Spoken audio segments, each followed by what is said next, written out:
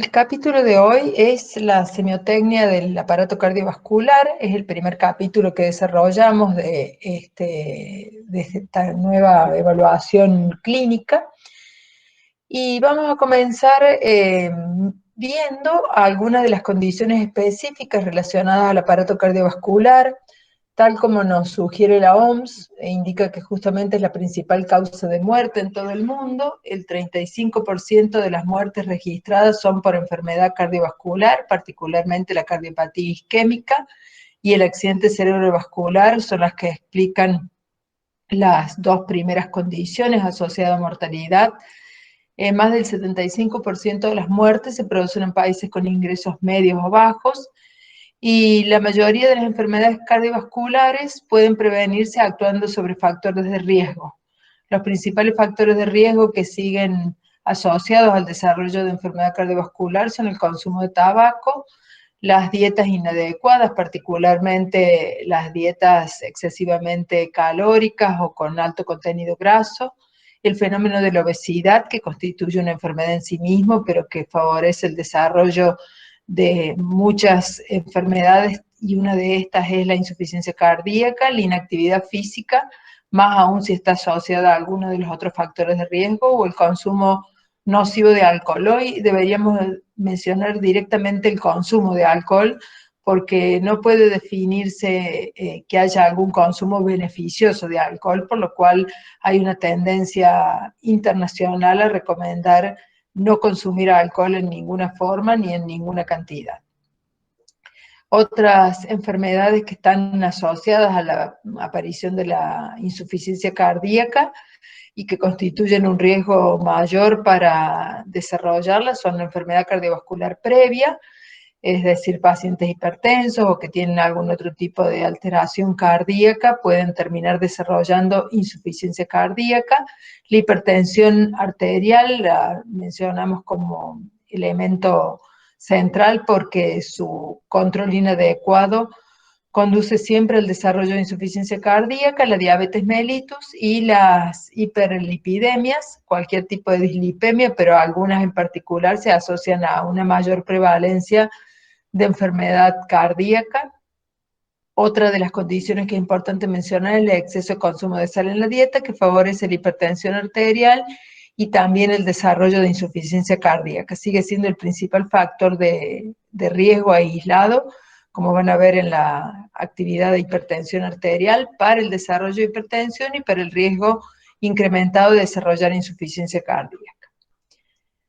Cuando comenzamos la evaluación del paciente en quien presumimos algún tipo de alteración cardiovascular, debemos tener en mente algunos datos generales de la anamnesis. Particularmente la edad de los pacientes se asocia a diferentes riesgos de enfermedad según el grupo etario que consideremos. Algunas enfermedades, como la cardiopatía reumática, son propias de la juventud, adolescencia, juventud o adultos jóvenes. En cambio, la enfermedad coronaria tiene una prevalencia, salvo asociada a algunas dislipemias de origen hereditario, tiene una prevalencia que se incrementa progresivamente a partir de los 40, 45 años en el hombre y de los 55 años en la mujer. Otras enfermedades, como las enfermedades valvulares, si están asociadas, el caso de la cardiopatía reumática, fiebre reumática, tendrán la misma prevalencia. En cambio, si están asociadas a algún tipo de degeneración del aparato valvular, serán más frecuentes en la vida adulta. Algunas enfermedades valvulares tienen distribución de acuerdo a la enfermedad relacionada, por ejemplo, el caso de las endocarditis bacterianas dependerá, son de una prevalencia relacionada a edad variable porque dependen del proceso infeccioso que conlleva la endocarditis bacteriana, y algo similar ocurre con la endocarditis lúpica, que se asocia fundamentalmente a la prevalencia de la enfermedad, que en general son mujeres de edad media. El sexo y el género son dos condiciones relacionadas en sí mismas con la diferente prevalencia de enfermedades cardiovasculares. las hormonas femeninas, particularmente estrógenos y progesterona, tienen un efecto aparentemente protector sobre el desarrollo particularmente de enfermedad coronaria o de enfermedad endotelial en general, pero pasado ingresar la mujer al periodo de la menopausia pierde esta ventaja. Y es posible, como hemos mencionado en otras circunstancias, que la utilización de hormonas femeninas en el cambio de género pueda asociarse a un menor desarrollo o un desarrollo más tardío de la enfermedad isquémica coronaria.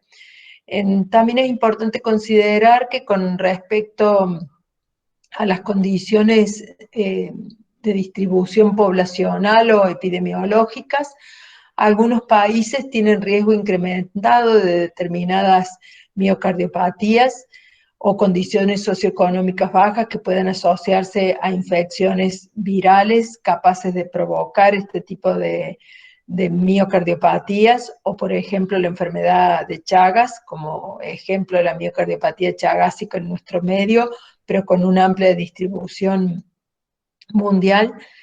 La enfermedad coronaria en la mujer argentina es motivo de estudio. Por cierto que las mujeres argentinas tenemos un riesgo incrementado de cardiopatía isquémica con relación a mujeres en otras áreas geográficas, y particularmente el riesgo también se asocia a un inicio más temprano de la enfermedad coronaria en la mujer.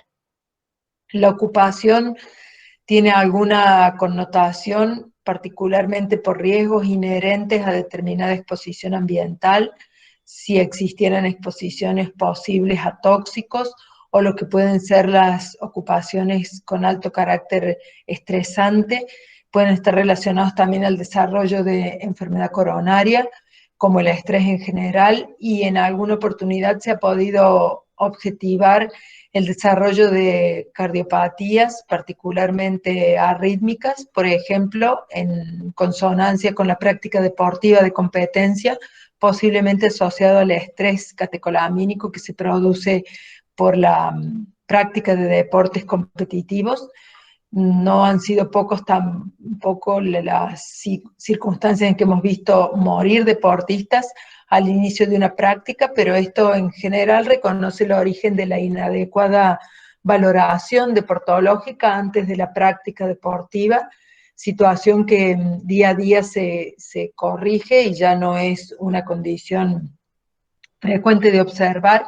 También hay algunas anomalías cardiovasculares difíciles de reconocer, por ejemplo, la displasia ritmógena del ventrículo derecho, y esto puede generar frente al esfuerzo una arritmia con muerte súbita, y es una enfermedad que debe sospecharse por la prevalencia en familiares, hombres generalmente, que han presentado muerte súbita en etapas tempranas de la vida, pero es de difícil diagnóstico, salvo por la sospecha de muerte súbita en un familiar directo.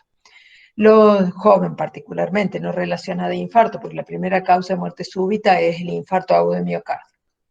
Los antecedentes de los familiares también son importantes. Acabo de mencionar justamente la displasia ritmógena del ventrículo derecho, que es una de las condiciones de asociación familiar, y algunas otras que también pueden observarse relacionadas a miocardiopatías o anomalías como la estenosis subaórtica hipertrófica, que también tiene una prevalencia familiar. Y dentro de los antecedentes personales patológicos mencionamos factores de riesgo mayor como la diabetes mellitus, particularmente para la presencia de enfermedad coronaria, y la hipertensión arterial de manera directa para el desarrollo de miocardiopatía o a través de el desarrollo de enfermedad coronaria también.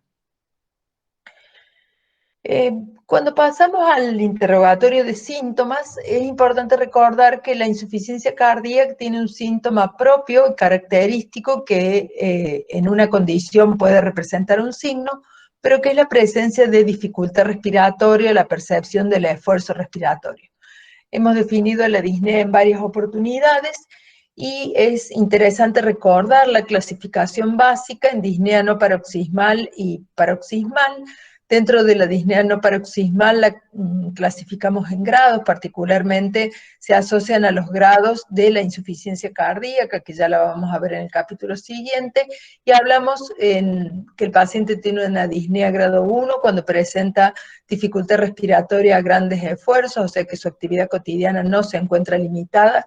Mencionamos el grado 2 para aquellos pacientes que tienen alguna limitación de la actividad física por disnea, particularmente en la realización de esfuerzos habituales, y esto es importante considerar porque los esfuerzos habituales varían de sujeto a sujeto y es interesante saber que no es el mismo valor la disnea al achar un árbol en un sujeto que tiene una vida sedentaria, si intentara achar un árbol, a que la presencia de disnea en un sujeto que tiene como actividad principal el esfuerzo físico. Entonces la disnea a esfuerzos habituales no puede definirse exactamente por el tipo de actividad que la desencadena, sino más bien con relación a la actividad habitual del sujeto. La disnea grado 3 es la que aparece a pequeños esfuerzos o esfuerzos mínimos, tales como peinarse o hablar. Y la disnea grado 4 es la que se presenta aún sin la realización de ninguna actividad, es decir, el sujeto refiere dificultad respiratoria o percepción del esfuerzo respiratorio aún estando en reposo. No es raro que estos pacientes con insuficiencia cardíaca adquieran también el decúbito semisentado. Finalmente, dentro de las disneas paroxísticas, la única disnea que es signo es la disnea paroxística nocturna, asociada a la insuficiencia del ventrículo izquierdo. Ya le hemos mencionado como ejemplo desde que iniciamos el desarrollo de nuestra asignatura, cuando hablamos de disnea como signo, dijimos que esta era la única disnea como signo. Se presenta habitualmente luego de que el sujeto ha logrado conciliar el sueño y lleva, por ejemplo, 1 o 2 horas de descanso. Se produce por la reabsorción de los edemas generalmente, o por lo menos la redistribución del líquido depositado en el tercer espacio asociado a insuficiencia cardíaca, porque además el reposo mejora la actividad cardíaca, entonces hace que este aumento del volumen intravascular se asocie justamente a una sobrecarga ventricular de un corazón que está insuficiente y el paciente se despierta con dificultad respiratoria. Este mismo mecanismo explica la nicturia de los pacientes con insuficiencia cardíaca, que ya vamos a ver en el capítulo siguiente, y estos sujetos con disnea habitualmente se les calma, se despiertan con una disnea grado 4, y se les calma al sentarse o al ponerse de pie o simplemente con incorporarse ligeramente y colgar las piernas por fuera del lecho. El dolor isquémico es otro de los síntomas capitales que pueden presentar los pacientes con insuficiencia cardíaca, con cardiopatía isquémica. El dolor precordial puede también asociarse a otras condiciones cardíacas, pero en realidad el característico que en general describimos como ángor o como angina de pecho, tiene algunas condiciones específicas que van a ser justamente la consigna, que ustedes las revisen y las repasen. Yo me voy a referir muy sucintamente a algunas. La localización es fundamentalmente en el área retroesternal, se propaga a cuello. Acá es interesante recordar que una cosa es propagación, otra cosa es irradiación. La propagación es la proyección de un dolor a una zona alejada, relativamente alejada del punto que le da origen, y la irradiación es que cuando esa propagación se realiza hacia múltiples lugares, es decir, siguiendo los rayos del sol, por eso se llama como irradiación. Entonces la propagación es a un solo lugar y la irradiación es a múltiples lugares, generalmente siguiendo la forma de los rayos. La intensidad del dolor de origen isquémico es variable. Cuanto más intenso, más hace presumir la posibilidad de un infarto agudo de miocardio. El carácter es típicamente opresivo. Se suele desencadenar por el esfuerzo, aunque hay algunas anginas especiales, como la angina de Prinzmetal, que pueden presentarse en reposo. La duración es hasta 10 minutos para que lo consideremos típico y tiene factores desencadenantes, ya mencionamos uno, el esfuerzo, y en general los atenuantes son el reposo o la utilización de algún medicamento como los nitritos, y puede tener algunos síntomas concomitantes tales como disnea o palpitaciones, es decir, la percepción del latido cardíaco, que pueden sugerir justamente el origen isquémico. ¿Cuáles son los diagnósticos diferenciales del dolor de origen torácico? Bueno, los cardiovasculares nos vamos a referir primero. Son justamente la pericarditis. La pericarditis aguda puede acompañarse de dolor a nivel del área precordial. Es un dolor sordo, no desencadenado por esfuerzo, sino que está relacionado justamente al proceso inflamatorio del pericardio. Se localiza habitualmente en el área central anterior del tórax, suele disminuir de intensidad cuando el sujeto se inclina hacia adelante. Otro dolor característico del tórax puede ser la disección de aorta, plantea un diagnóstico diferencial bien claro con el infarto agudo de miocardio porque se produce de manera abrupta la disección de aorta. En general son sujetos que no han tenido manifestaciones previas clínicas, como sí suele ocurrir en el paciente que sufre un infarto agudo de miocardio. Puede que refiera entre los antecedentes la presencia de episodios de Angor o de Angor pectori o angina de pecho, que son dos nomenclaturas sinónimas, sino que una en latín. La disección aórtica se caracteriza por un dolor transfixiante, es decir, el dolor comienza en la región anterior del tórax y se propaga rápidamente hacia el dorso, justamente con la percepción o a medida que avanza la disección, que habitualmente comienza por encima de la válvula aórtica hasta que completa la disección del callado, cuando diseca las áreas del callado aórtico. Si la disección se transmite a la arteria carótida, particularmente se acompaña de shock o inclusive de muerte súbita. Es raro que diseque las propias arterias coronarias porque esas emergen muy tempranamente de la aorta. Y finalmente, si los pacientes, la disección continúa y completa con la lesión de las arterias renales, suelen entrar en fallo renal y morir de las complicaciones. Es una condición clínica aguda, una emergencia médica que requiere una intervención quirúrgica pronta y es poco probable la supervivencia de los sujetos que no reciben atención inmediata. Otro dolor de origen cardiovascular es el asociado al tromboembolismo pulmonar, justamente la sobrecarga aguda que produce la movilización de trombos en el circuito circulatorio del pulmón y la hipertensión pulmonar asociada pueden acompañarse de percepción de dolor precordial.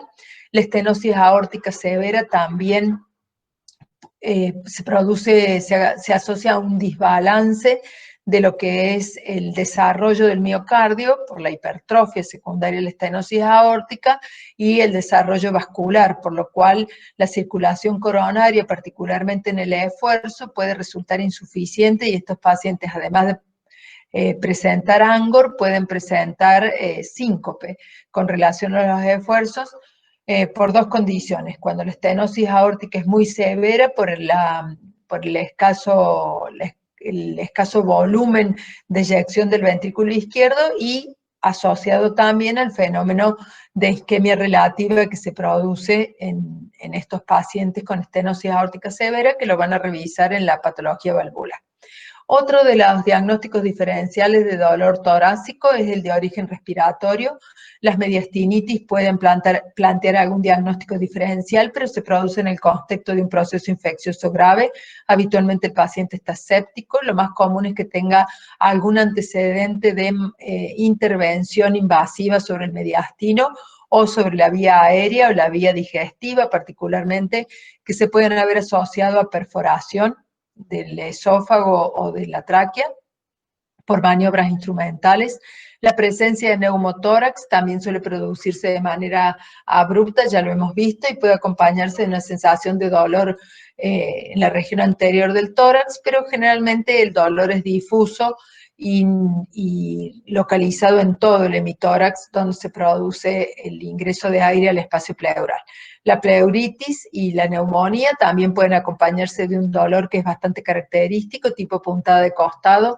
Ninguno de estos dolores torácicos se asocian al esfuerzo, por lo cual se pueden reconocer o diferenciar de manera más sencilla. El dolor torácico de origen digestivo está asociado particularmente a la patología esofágica, es la principal causa de dolor torácico de origen digestivo y que plantea diagnóstico diferencial con la enfermedad coronaria.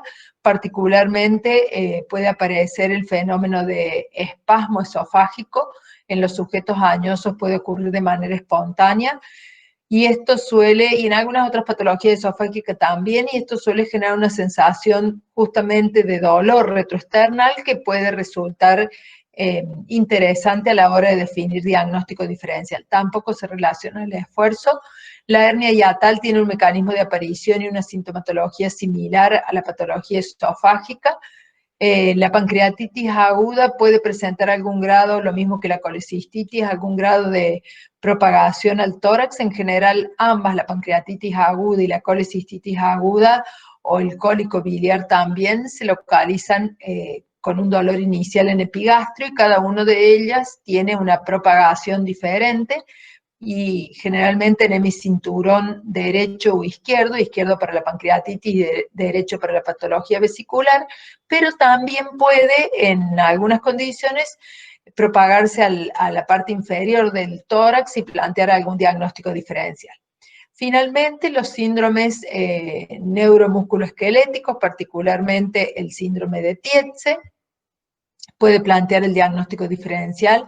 Es la inflamación de los cartílagos costales, que generalmente se distingue justamente porque afecta a personas jóvenes y porque a la palpación del tórax se reconoce la presencia de dolor al palpar el área condral. El herpes zóster, antes de que presente las vesículas, presenta dolor, habitualmente siguiendo el trayecto del nervio intercostal, pero a veces inicia con una localización anterior, central, y esto suele plantear diagnóstico diferencial, pero inmediatamente cuando aparecen las vesículas, rápidamente se completa el diagnóstico. Además, estos pacientes tienen una hiperestesia muy característica, que no está presente en el dolor de origen isquémico, cardiovascular, y después los tumores óseos o el mieloma múltiple, cuando afecta las arcos costales, pueden acompañarse de dolor con algún grado de diagnóstico diferencial. Los más importantes son justamente la disección aórtica, porque se establece de manera abrupta, el tromboembolismo pulmonar por el mismo motivo, y la estenosis aórtica con las consideraciones que mencionamos. Otro tipo de dolor isquémico no torácico que pueden presentar los pacientes con enfermedad cardiovascular es la isquemia de las extremidades. Particularmente se manifiesta la isquemia por claudicación intermitente. Es el signo que conocemos como mirador de vidrieras, el sujeto que presenta dolor por hipoflujo a nivel de los músculos de los miembros inferiores, por patología arterial que suele estar asociada al consumo de tabaco o al desarrollo de aterosclerosis por distintas condiciones. Generalmente cuando está afectado de manera bilateral, aunque puede que se manifieste solo en uno de los miembros cuando la afectación es unilateral. El dolor aparece por una mayor demanda circulatoria de los músculos que no puede ser adecuadamente suplida, entonces el sujeto debe detener la marcha a periodos determinados de distancia recorrida. Por ejemplo, cuanto más grave seas, más rápido aparecerá la claudicación. De hecho, se interroga cuántos metros o cada cuántos metros debe detenerse, y puede que aparezca a los 100 metros, a los 50 metros, lo que hace que indique esto la mayor gravedad de la enfermedad. El dolor cuando aparece en reposo es aún más grave, o puede que la obstrucción sea aguda y por eso se manifiesta como dolor en reposo. El dolor abdominal isquémico puede ser la hepatalgia, habitualmente asociada a lo que es congestión hepática crónica o aguda, y la angina abdominal, que reconoce el mecanismo de compromiso vascular de la arteria mesentérica habitualmente, que de hecho puede producir infartos mesentéricos, una condición, una urgencia médica también, por la rápida necrosis del intestino, al producirse del intestino delgado y de todo el mesenterio, al producirse justamente la obstrucción aguda de la arteria mesentérica superior. Se manifiesta como dolor abdominal y a veces puede asociarse a episodios previos que se conocen justamente como angina abdominal antes de que se produzca el infarto. Otras manifestaciones clínicas asociadas a la enfermedad cardiovascular es la presencia de palpitaciones. Las palpitaciones es la percepción del latido cardíaco, es importante semiografiarlas, si son paroxismales con relación a su comienzo, es decir, si aparecen y finalizan bruscamente, o son paroxismales solo en el comienzo o solo en la terminación, regulares o irregulares, lo que sugiere o puede orientar a determinadas arritmias, si se producen en salvo, es decir, si son grupos de latidos percibidos que luego desaparecen, grupos de 3 o 4 latidos percibidos, porque si es más larga la duración, uno deberá hablar de taquicardia paroxismal, por ejemplo, o si son solo aisladas como con la percepción de golpes o latidos más intensos o menos intensos de manera aislada. La cianosis, es decir, la coloración azulada de piel y mucosas por aumento de la hemoglobina reducida, también puede ser un signo de enfermedad cardiovascular. La enfermedad cardiovascular reconoce dos tipos de cianosis de diferente origen. Uno es la cianosis central, la cianosis de origen hematógeno, que dijimos que era la cianosis asociada a la enfermedad respiratoria también. Cianosis central es la que buscábamos en el piso de la boca, recordando que siempre también es más intensa en las áreas distales o áreas acras, pero es más evidente, está presente en el piso de la boca, y eso permite reconocer que no es acrocianosis. En la enfermedad cardiovascular se debe justamente a la presencia de cardiopatías congénitas, que pueden ser cianosantes de entrada, aquellas que tienen Shunt de derecha a izquierda, como el caso de la tetralogía de Fallot o la transposición de los grandes vasos. Recuerden que una de las características de la tetralogía de Fallot es justamente la arteria aorta cabalgando sobre el septum, o sea que recibe sangre sin oxigenar y oxigenada, porque recibe de ambos ventrículos, pero parte de la sangre sin oxigenar va a la circulación general y produce justamente cianosis central. El segundo tipo de cianosis relacionada a la insuficiencia cardíaca es la acrocianosis, que es la que se produce relacionada justamente a la disminución del volumen minuto y a la pérdida de mayor cantidad de oxígeno de la hemoglobina, es decir, se identifica una mayor concentración de hemoglobina reducida porque en este enlentecimiento circulatorio por los dos mecanismos, ¿no? La disminución del retorno venoso, generalmente por falla central, y la disminución del volumen de eyección, conllevan a que la sangre circule con mayor lentitud, y particularmente a nivel del capilar, y esto genera que el oxígeno sea captado de manera más ávida por un mayor tiempo de disposición hacia los tejidos, y la hemoglobina reducida suba por encima del 5% y es más notable en estas regiones acras, igual que la central, pero en la boca, en el piso de la boca, no identificamos cianosis en el caso de la acrocianosis, que reconoce este mecanismo de extracción periférica del oxígeno, por eso le llamamos cianosis periférica. El síncope es la pérdida súbita de la conciencia, habitualmente por déficit circulatorio repentino, y finalmente el síntoma edema, que mediante la semiografía específica lo convertiremos en el signo edema, que es gravitacional, de consistencia moderada, cianótico, habitualmente por la presencia de acrocianosis, y frío. Cuando pasamos a lo que es el examen, vamos a recordar el examen general del paciente y el examen localizado.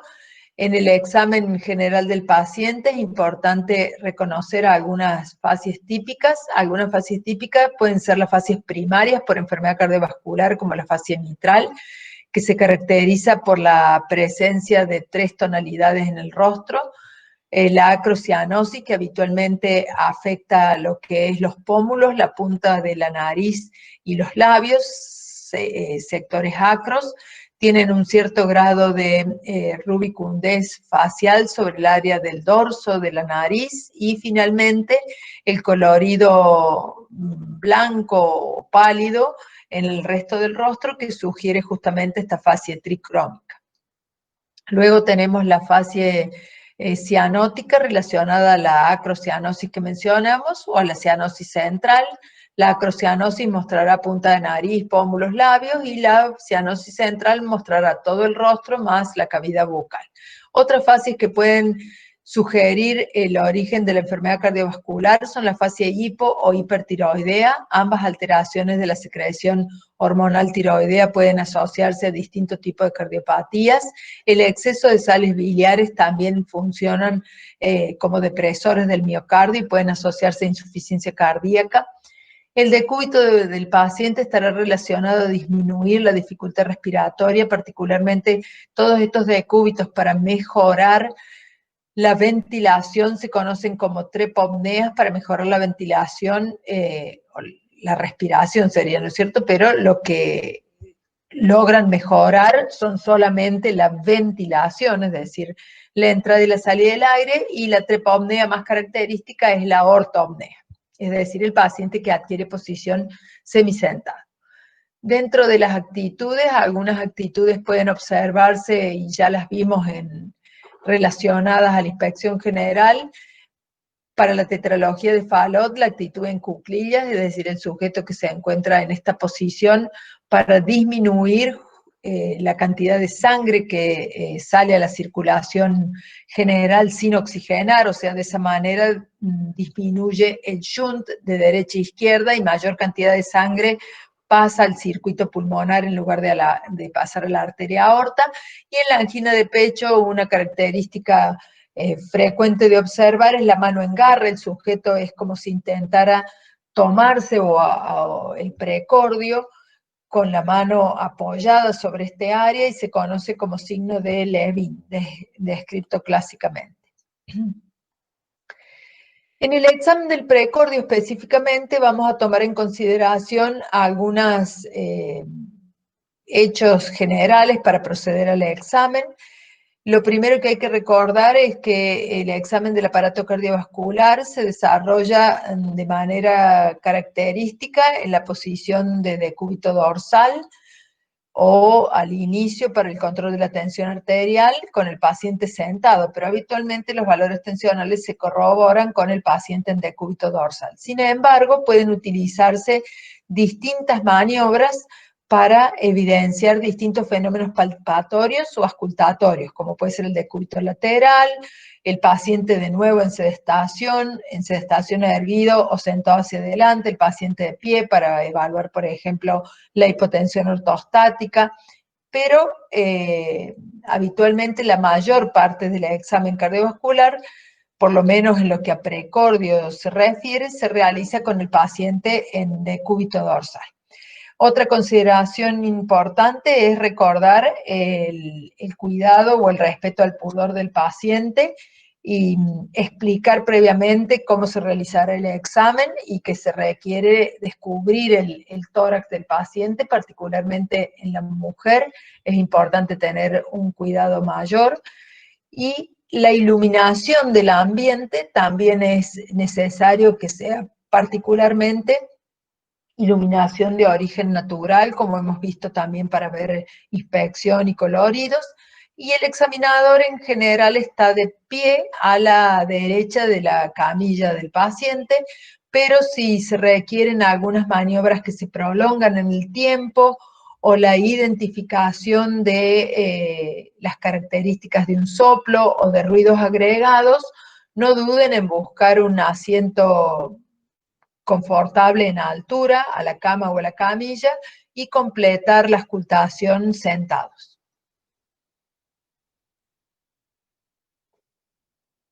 Los procedimientos que vamos a utilizar son inspección, palpación y auscultación.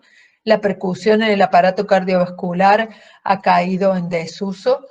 Se utilizaba particularmente para reconocer el área de matidez relativa y matidez absoluta, y algunas condiciones que podían modificar relacionadas a la palpación, por ejemplo, en los pacientes con voluminosos derrames pericárdicos, el área de percusión era muy superior al reconocimiento del latido apexiano.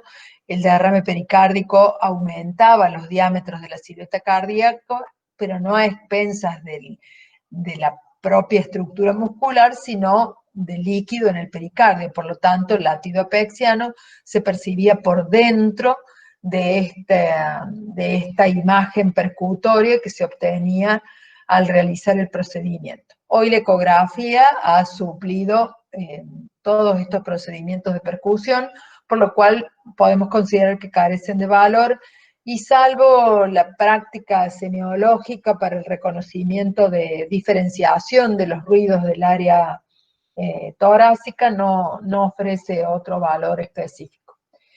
El examen del cuello, ya vamos a volver sobre precordio, pero el examen del cuello es un punto significativo. Generalmente el examen del aparato cardiovascular suele comenzar por el cuello. En el cuello vamos a evaluar sucesivamente el pulso venoso, el pulso carotidio, la presión venosa, el reflujo hepatoyugular y dos signos clásicos de Oliver y Cardarelli que cada vez vemos menos porque están asociados al aneurisma del callado aórtico y en general la disponibilidad de imágenes y los controles clínicos periódicos del paciente con patología aórtica hace que este diagnóstico resulte más precoz, el del aneurisma de aorta, y se ofrezca una solución quirúrgica habitualmente más temprana. Sin embargo, en sujetos añosos que no pueden recibir cirugía por alguna otra condición clínica, puede todavía identificarse estos signos. Cuando evaluamos el pulso venoso, debemos considerar las ondas que componen el pulso venoso. Característicamente lo que podemos observar es la transmisión del latido de la vena yugular interna al músculo esternocleidomastoideo. El pulso venoso en general lo vemos en la base del cuello, a veces puede verse ligeramente por delante del músculo esternocleidomastoideo o propiamente en el hueco supraclavicular. Ese es el área que en general investigamos, unos 2 o 3 traveses de dedo del punto donde se palpa el pulso carotidio. Esa es la región y por eso ya vamos a ver que plantea algunos diagnósticos diferenciales entre pulso arterial y pulso venoso. Normalmente el pulso venoso se reconoce como una onda de marea si nosotros hiciéramos el flebograma, que era un procedimiento utilizado hasta hace algún tiempo, podíamos identificar distintas imágenes en el pulso. Hoy tienen como finalidad de mostrar que el pulso venoso, ¿por qué lo llamamos como pulso venoso negativo al pulso venoso normal? No porque esté ausente, sino porque tiene un valle coincidente con la onda positiva del pulso arterial. Aquí están entonces los dos gráficos de pulso arterial y pulso venoso. Al momento de realizar la inspección deberemos considerar particularmente esta correlación. Mientras nosotros vemos dos ondas positivas y un valle importante, en el pulso venoso solo vemos una onda positiva en el pulso arterial.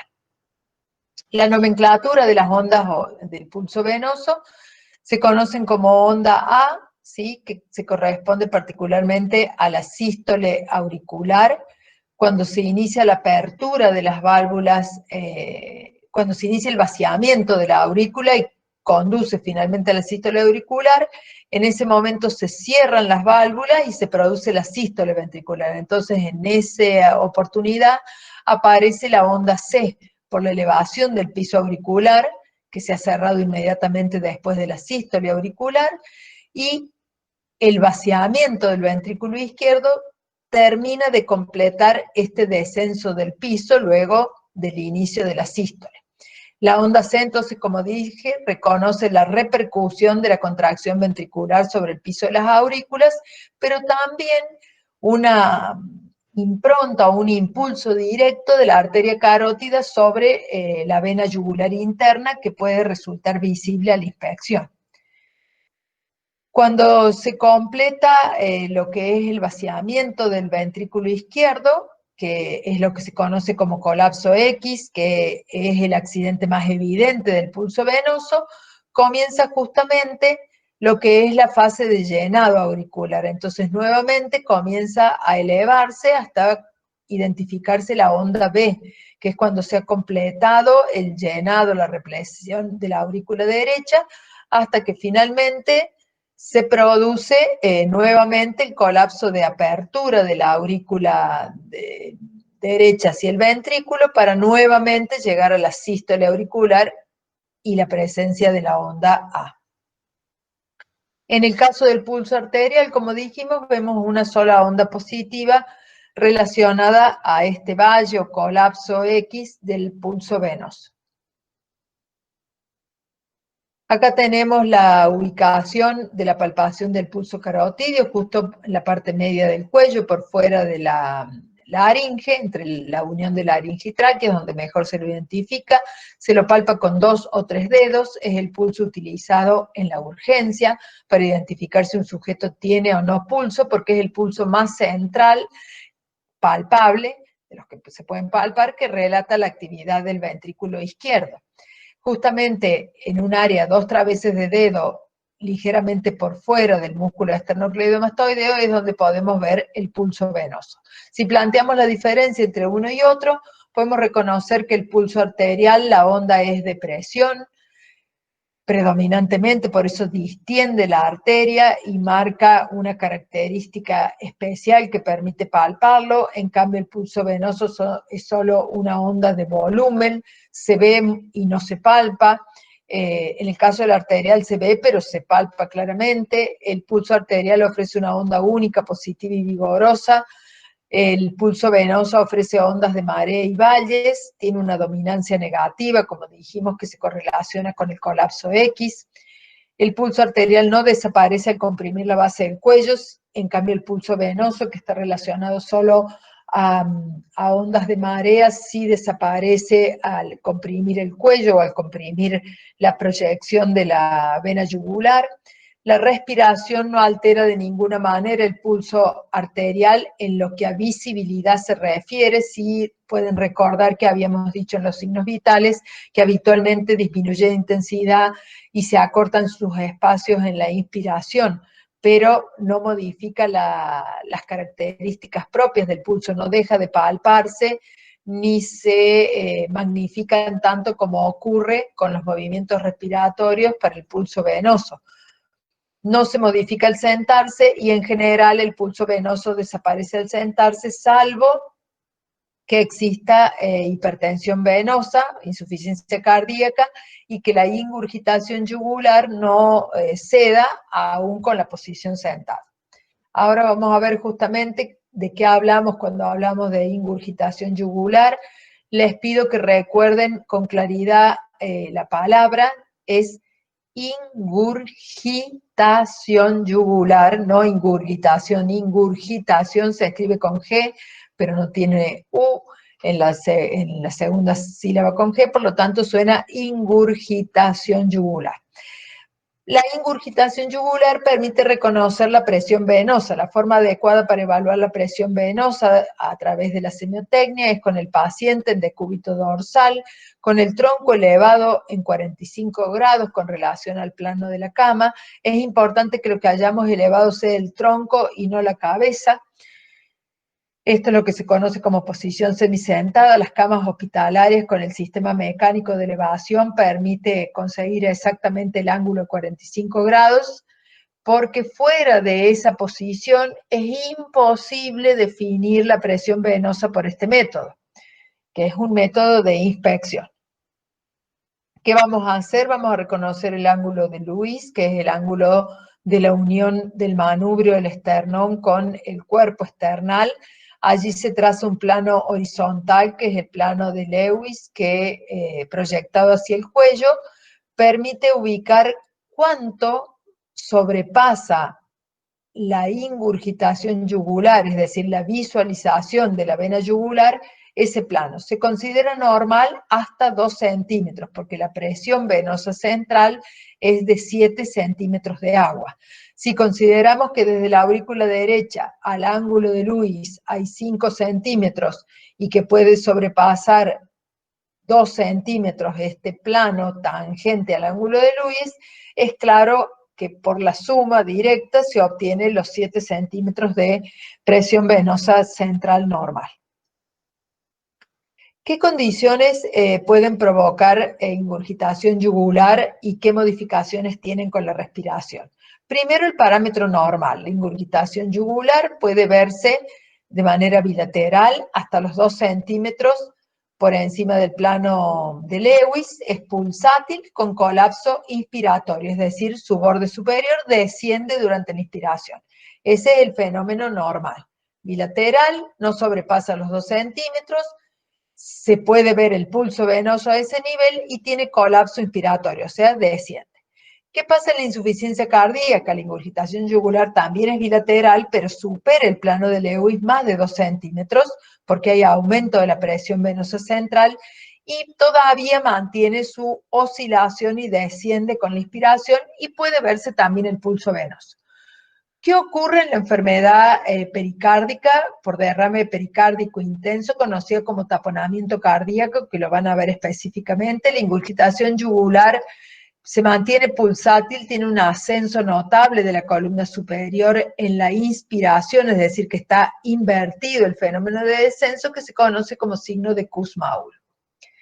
Finalmente, cuando existe obstrucción de la vena cava superior, vamos a ver una ingurgitación yugular bilateral, no pulsa porque ha perdido su comunicación con el área central, justamente porque esto lo produce habitualmente un tumor que invade la vena cava superior, no tiene variabilidad inspiratoria y la distensión de las venas del cuello y el edema en esclavina son signos que acompañan a la obstrucción de la vena cava superior, que es uno de los síndromes mediastinales que ya han visto. Entonces, había por allí una consigna que era las características del angor típico y aquí está la consigna relacionada a la maniobra adecuada para la búsqueda del reflujo hepatoyugular y cuál es su significado en caso de ser positiva.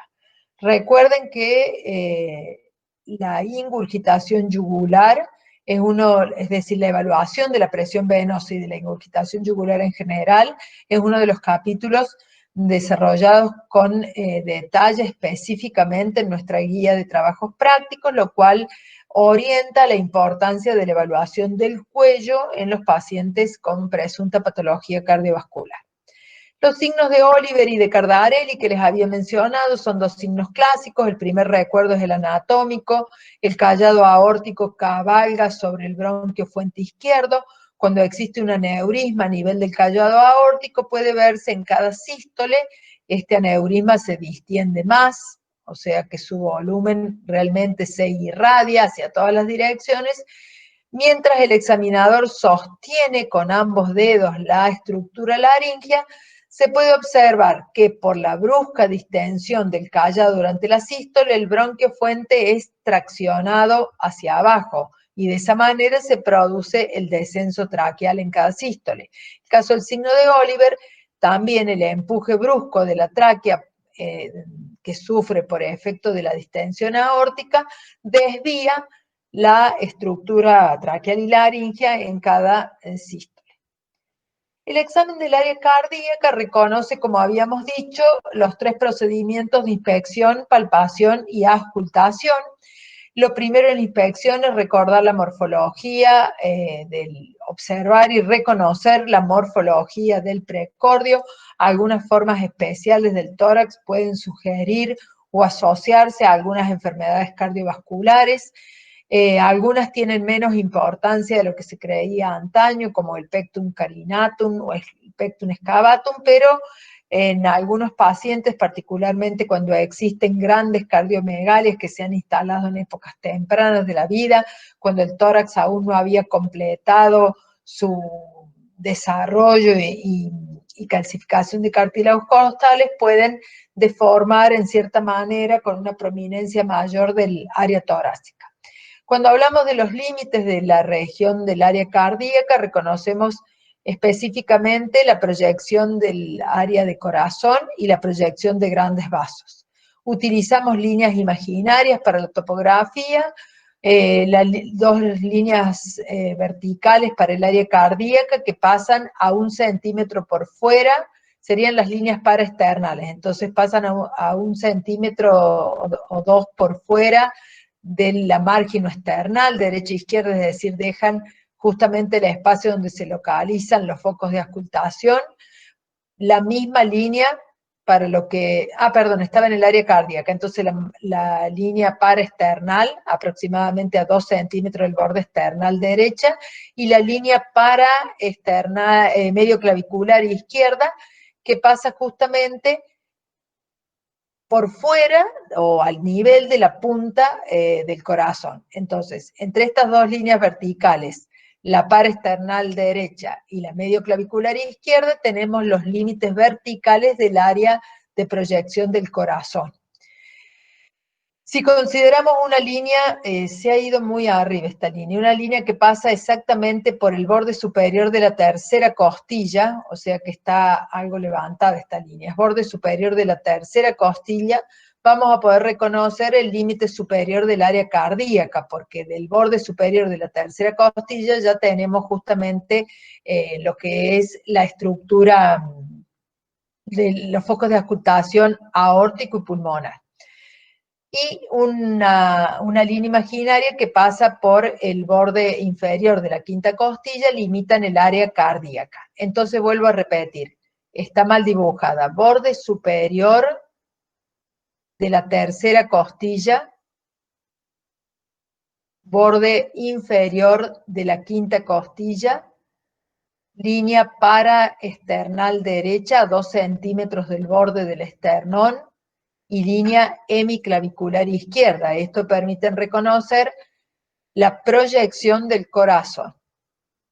El cuadrante menor, relacionado justamente a lo que es la proyección de los grandes vasos, los límites son inferior, línea que pasa por el borde de la tercera costilla, línea superior que pasa por el borde del manubrio esternal, y las dos líneas paraesternales, derecha a 2 centímetros del borde del esternón e izquierda a 2 centímetros del borde external izquierda, donde se proyectan los grandes vasos. El área cardíaca en realidad era un área para la cual considerábamos valor en la búsqueda de los distintos ruidos, y tanto valvulares como la presencia de soplos. Actualmente el área cardíaca en general, compuesta por estos dos rectángulos, el de los grandes vasos y el del corazón propiamente dicho, ha sido reemplazada por las áreas de auscultación, que permiten reconocer de manera adecuada los distintos sonidos cardíacos, tanto valvulares, R1, R2, los sonidos originados en el ventrículo, R3 y R4, o lo que son los soplos, que ya los vamos a ver a las características normales en este mismo capítulo, y los ruidos patológicos, y vamos a dejar para la semiotecnia de enfermedades valvulares lo que son soplos específicamente.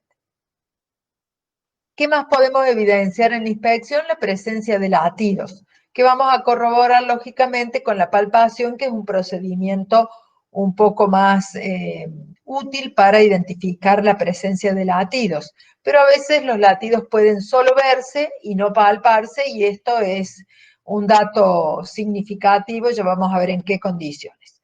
La palpación permite reconocer los latidos, que son los movimientos pulsátiles del tórax, las vibraciones valvulares, es decir, primero y segundo ruido, cuando son muy intensos, puede transmitirse a la pared del tórax como fenómeno palpatorio, la presencia de frémito, que es la expresión palpable de los soplos, y el frote pericárdico cuando existe algún fenómeno inflamatorio crónico del pericardio que ha podido provocar el roce de ambas hojas pericárdicas. Es parecido a lo que es el frote pleural, sino que no tiene relación con los movimientos respiratorios, sino con las sístoles. Justamente se identifica mejor en sístole, y en el área que conocemos como área descubierta, es decir, el área cardíaca en la base del esternón se proyecta una porción del corazón que no está cubierta por los lóbulos pulmonares, es decir, no está cubierta ni por el lóbulo medio ni por el lóbulo de la língula. Se llama área cardíaca descubierta y esa es la que daba antiguamente la matidez absoluta que mencioné en percusión, pero particularmente donde pueden reconocerse la presencia de frotes pericárdicos que son poco frecuentes y difíciles de identificar. Latidos y frémitos son las dos condiciones más significativas que pueden palparse. Cuando hablamos de palpación, es importante recordar lo que ya mencioné relacionado al examen del paciente, que es importante efectuarla en distintas posiciones. El decúbito supino es la forma habitual inicial, también puede ser con el sujeto sentado, decúbito lateral izquierdo, sentado, inclinado ligeramente hacia adelante. Vamos a volver a repetir esto en auscultación porque vuelven a tener valor para el reconocimiento y diferenciación de ruidos y soplos. El latido apexiano es el único latido que en condiciones normales se identifica en el tórax.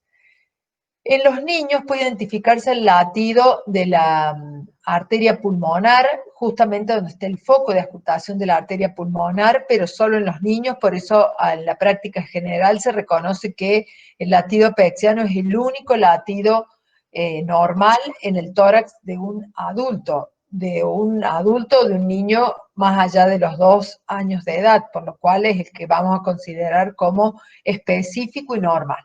Se localiza en el quinto espacio intercostal izquierdo, ligeramente por dentro de la línea medioclavicular.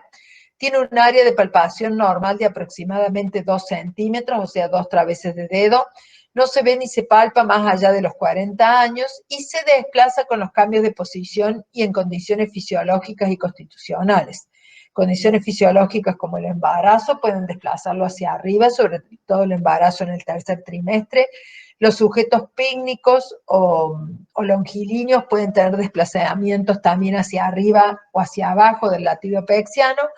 Y lógicamente en los cambios de posición, el decúbito lateral lo desplaza hacia afuera, el decúbito supino lo vuelve a su posición habitual, ligeramente por dentro de la línea medio clavicular, y es útil buscarlo en el decúbito lateral porque puede justamente identificarse una cardiomegalia que no permite el desplazamiento del latido apexiano, o si el sujeto tuviera un pectum excavatum muy severo que está ejerciendo una suerte de compresión del corazón, también puede faltar el desplazamiento lateral del latido apexiano con el cambio de decúbito.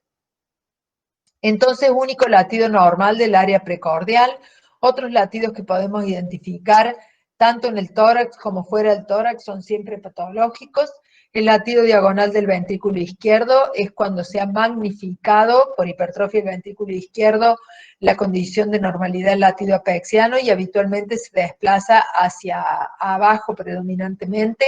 El latido sagital reconoce el agrandamiento del ventrículo derecho y se desplaza fundamentalmente hacia afuera el latido apexiano y puede identificarse como un impulso margen external derecho que a veces se requiere justamente el decúbito lateral izquierdo para reconocer o diferenciar el impulso del ventrículo derecho del impulso del latido apexiano propiamente dicho, porque al agrandarse notablemente el ventrículo derecho produce una suerte de rotación y aproximación de este ventrículo hacia la región anterior del tórax, empujando hacia atrás al ventrículo izquierdo. Por lo tanto, muchas veces solo se reconoce el latido apexiano con el decúbito lateral.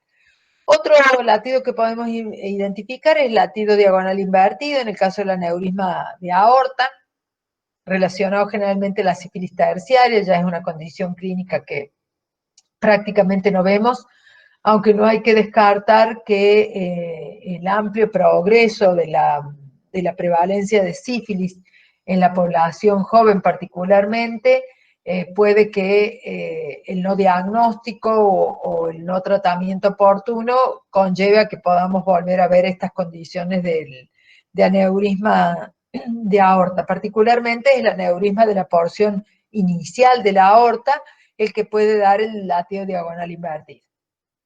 Otros latidos fuera del área cardíaca pueden ser el latido transversal y el pulso hepático, los van a ver en maniobras en práctico, ambos reconocen la insuficiencia tricuspidia, que se transmite justamente como un impulso sanguíneo brusco en cada sístole, donde parte de la sangre refluye hacia la vena cava inferior, y eso hace que se presente el latido transversal y el pulso hepático. Finalmente, el latido epigástrico se localiza justamente en el área del epigastrio. O sea, vamos a corregir aquí. Este no, sería el latido epigástrico el que vamos a observar. ¿Sí? Bien, para que no quede duda. Finalmente, la auscultación. La auscultación la vamos a realizar habitualmente con estetoscopio. Históricamente la auscultación podía desarrollarse de distintas maneras. Una de esas formas de realizar la auscultación era justamente la auscultación directa con el empleo de un talma o paño que se colocaba en la región anterior del tórax. El segundo procedimiento fue la auscultación indirecta con el estetoscopio denominado PINARF, que es el estetoscopio que actualmente se utiliza en obstetricia, que permite reconocer muy fácilmente los latidos cardíacos del feto, por eso se emplea.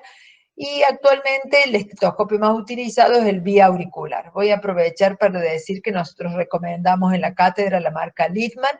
Consideramos que este es un estetoscopio adecuado y que debe ser empleado para el aprendizaje de la semiología, porque es la única oportunidad que van a tener para acostumbrar el oído a la percepción de los distintos ruidos y soplos cardíacos, es decir, las manifestaciones normales y patológicas auscultatorias. Por lo tanto, exigimos que sea con un estetoscopio adecuado que permita adquirir esta competencia.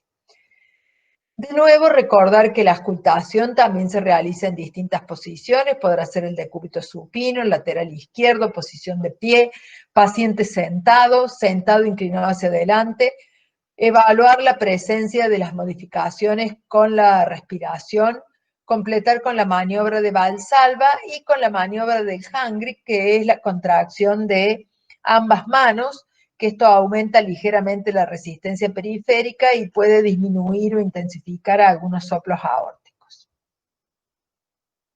Recordar que los ruidos que emite tanto el aparato valvular con alguna patología, es decir, el caso de los soplos, o los movimientos de las propias hojas valvulares, son vibraciones con algún grado de dificultad para ser identificadas, van entre 20 a 400 ciclos por segundo, no están dentro del rango de audición más favorecido del oído humano.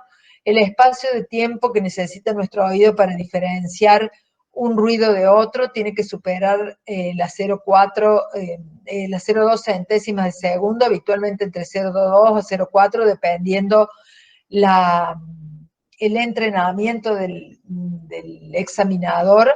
Pueden reconocerse justamente un primer ruido, un segundo ruido como desdoblado, y las áreas de auscultación indican zonas donde se auscultan con preferencia los ruidos, pero no excluye realizar auscultación en diferentes áreas de la región precordial e inclusive el espacio interescapulovertebral, el hueco axilar, el cuello y el epigastrio, que completan la evaluación según verán en el examen de soplos. Estas son las áreas de auscultación, característicamente del territorio de la arteria pulmonar.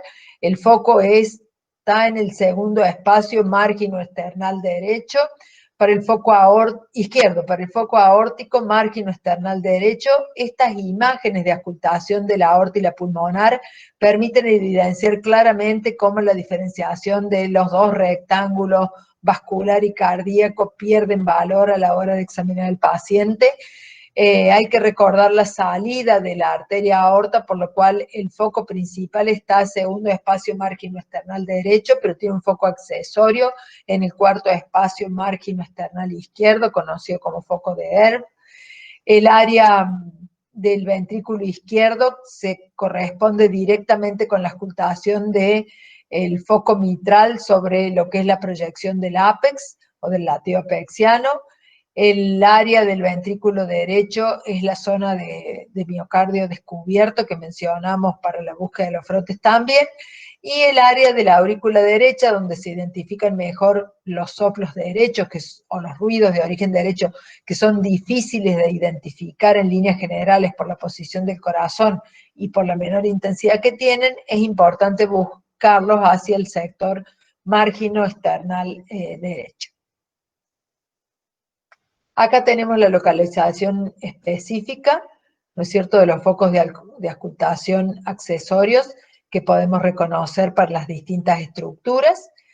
Y es importante que comencemos la auscultación por el foco preciso de la válvula aórtica, segundo espacio márgino external derecho, de la válvula pulmonar, el segundo espacio márgino external izquierdo, ¿sí? El foco de auscultación de la válvula tricúspide justamente hacia el apéndice sifoides, y habíamos mencionado el foco de auscultación mitral sobre el área de proyección del ápex. ¿Qué debemos auscultar cuando hacemos la búsqueda de los ruidos cardíacos?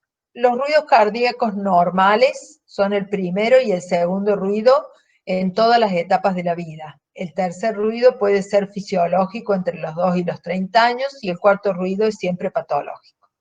Recordar que para la auscultación podemos utilizar estetoscopio de membrana o de campana.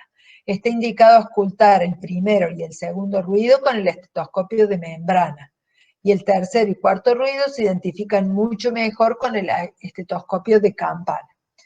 El primer ruido es el que primero tenemos que aprender a reconocer, es simultáneo con el pulso carotídeo, es decir, se debe buscar mientras palpamos el pulso, y no cejen de entrenarse en la propia autoauscultación, tocando el pulso carotídeo o pulso radial mientras realizan la auscultación cardíaca. Identifiquen claramente la audibilidad del primer ruido, sus características de tono bajo, un timbre suave, típicamente suena como loop, loop, dub, loop, dub, loop, dub, es el sonido que habitualmente ofrece. Tono bajo, timbre suave, se corresponde con el cierre de las válvulas mitral y tricúspides, señala el comienzo de la sístole ventricular, por eso se lo asocia con el pulso carotídeo, y se percibe mejor hacia la punta, en el área del foco mitral. Las válvulas auriculoventriculares y las válvulas sigmoideas izquierdas, es decir, mitral y aórticas, se cierran antes que las derechas, es decir, tricúspide y pulmonar.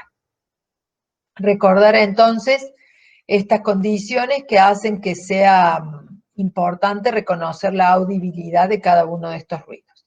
El segundo ruido es de tono agudo y breve, se corresponde con el cierre de las válvulas aórtica y pulmonar, señala el origen de la diástole ventricular y se percibe mejor en los focos de la base. Recordar que los focos de la base son los focos que están en la parte superior, donde se proyectan los grandes vasos. Los focos de auscultación cardíaca se reconocen como focos de la punta, al foco mitral y tricúspide, y focos de la base al foco aórtico y pulmonar.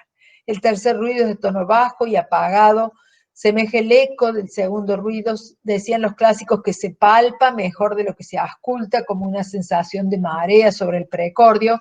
Coincide con la fase del llenado rápido ventricular, es un ruido ventricular al igual que el cuarto ruido. Se percibe mejor en el decúbito lateral izquierdo si se origina en el ventrículo izquierdo, pero si se origina en el ventrículo derecho se podrá percibir márgino external derecho en la zona de la aurícula o hacia el ventrículo derecho que mencionamos. Dijimos que podía ser fisiológico, en cambio el cuarto ruido no es nunca fisiológico, siempre patológico, es un tono agudo, chasqueante, antecede al primer ruido, coincide con la sístole auricular, pero es un ruido ventricular. La sístole de la aurícula es silenciosa, el ruido se produce por el impulso brusco de la sangre hacia un ventrículo poco complaciente, lo que da origen a esta sonoridad, y se percibe de manera bastante clara en la base del apéndice sifoides.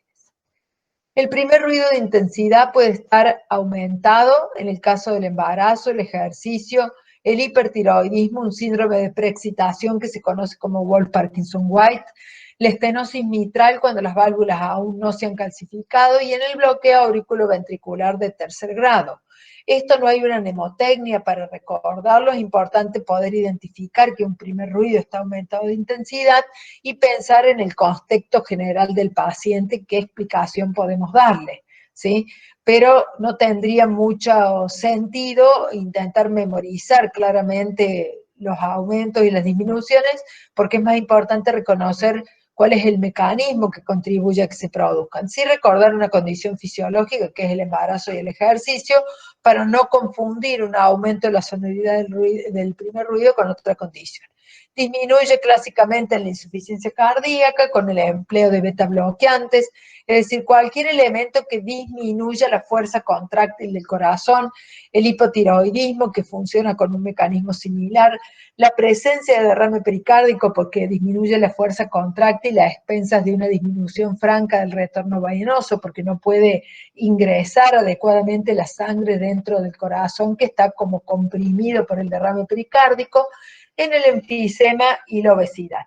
El primer ruido produce desdoblamiento en el bloqueo completo de rama derecha. O sea, cuando identifican un desdoblamiento del primer ruido, pensar en el bloqueo completo de rama derecha. Esta otra filmina también gentileza el doctor García Pina, que tendremos el gusto de que este año vuelva a estar con nosotros a través de la virtualidad. Son las cosas favorables de esta forma de aprendizaje que permitirán que justamente dé su clase de electrocardiograma y arritmias y la clase de valvulopatías. El segundo ruido entonces está aumentado de intensidad en la hipertensión arterial y en la hipertensión arterial pulmonar, la sistémica en la pulmonar. Y disminuye en la estenosis aórtica severa o en la pulmonar, en la aórtica cuando las valvas aún no se han calcificado, la insuficiencia cardíaca también disminuye su sonoridad, el taponamiento por los mismos mecanismos que mencionamos para el primer ruido, el enfisema y la obesidad, y el desdoblamiento del segundo ruido, que es posible encontrarlo de manera fisiológica, tiene bastantes mecanismos fisiopatogénicos que ahora vamos a repasar. El desdoblamiento del segundo ruido puede identificarse con el componente aórtico primero y el pulmonar después en condiciones fisiológicas.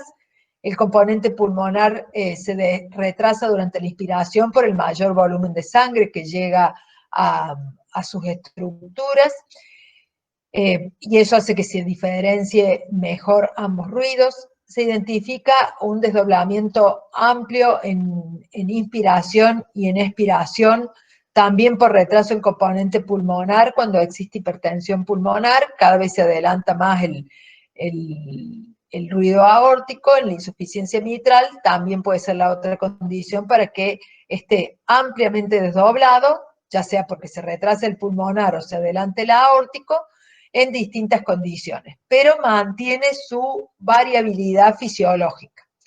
En cambio, se vuelve fijo cuando existen cortocircuitos de derecha e izquierda, como la comunicación interauricular o el complejo de Eisenmenger.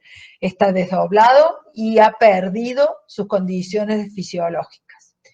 Puede ser único por ausencia del componente pulmonar, como en la tetralogía de Fallot, o en la comunicación interventricular, en la estenosis pulmonar severa, en la aorta cabalgando sobre el, o sea, todas las características que tiene la tetralogía de Fallot, y en la transposición de los grandes vasos.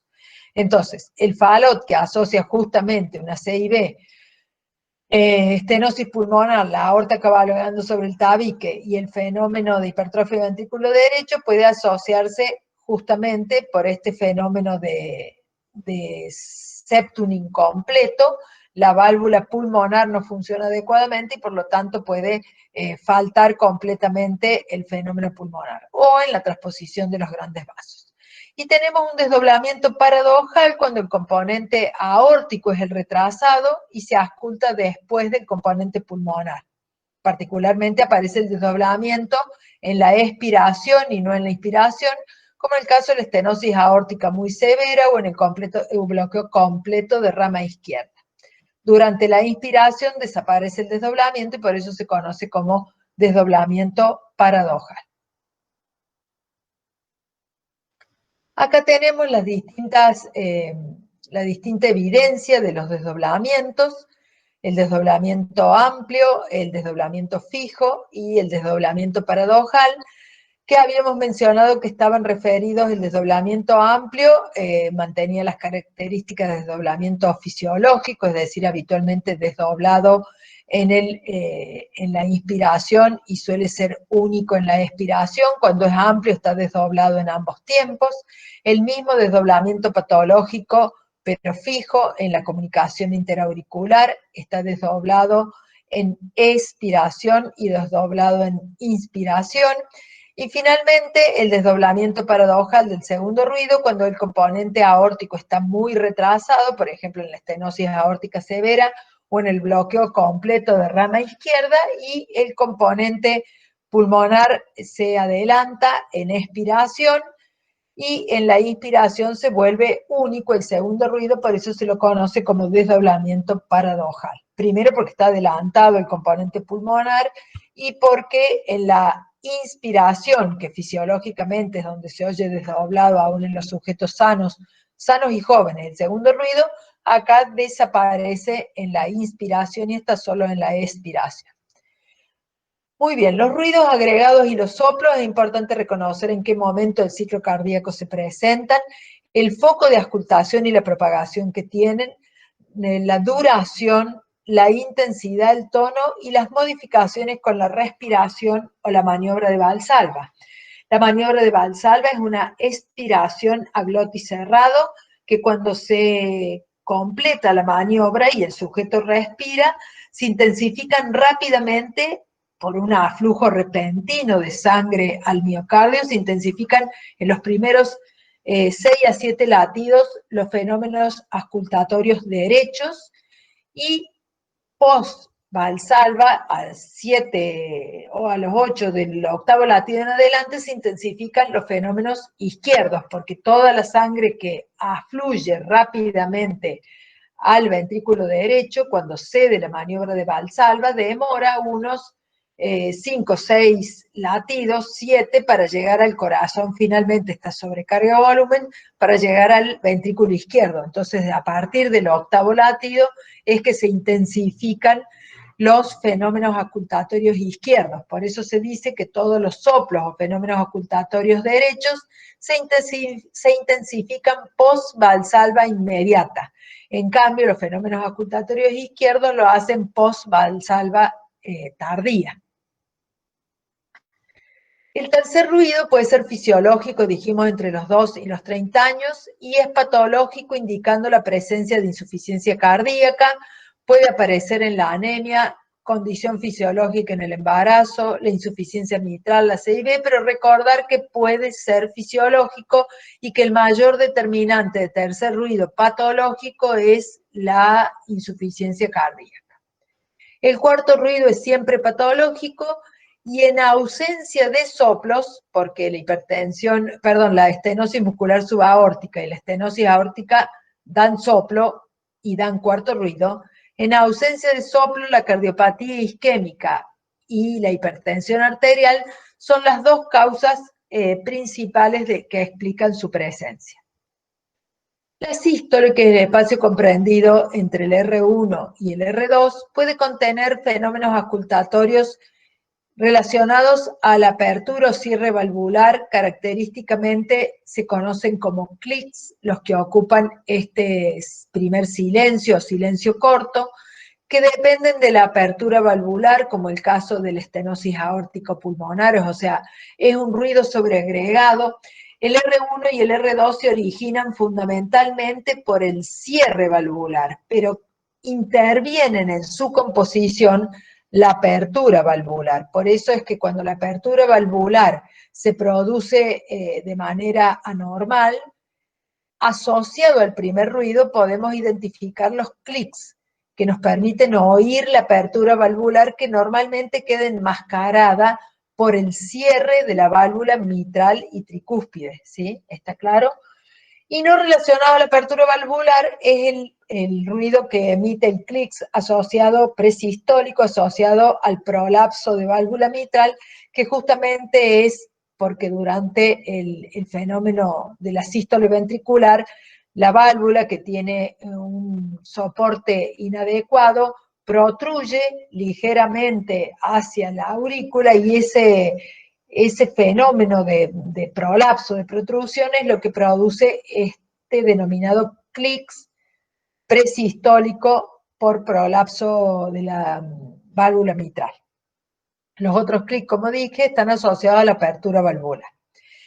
Los soplos que vamos a identificar en este área también están relacionados, podrán ser regurgitantes si es que las válvulas están incompetentes, o podrán ser eyectivos porque se corresponde a la apertura valvular de la pulmonar y de la aorta. Los van a ver en mejor detalle cuando avancen en el estudio de las valvulopatías. Ahora sería realmente contribuir a mayor confusión.